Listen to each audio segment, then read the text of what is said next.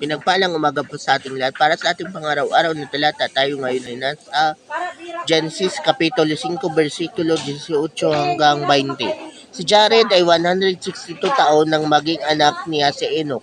Nabuhay pa siya ng 800 taon at nagkaroon din ng ibang mga anak bago namatay sa gulang na 962 taon. Ito nga po si Jared ay sinundan niya rin ang yapak ng kanyang tatay na si Mahalalel. At yun nga po, ang tawag dito ay generational discipleship. Nagiging role model nila ang kanilang tatay na naglilingkod sa Diyos. Sila din ay naglilingkod sa Diyos. At ang resulta noon, yung kanilang mahabang buhay at pinagpalang buhay. Ganun po talaga yun.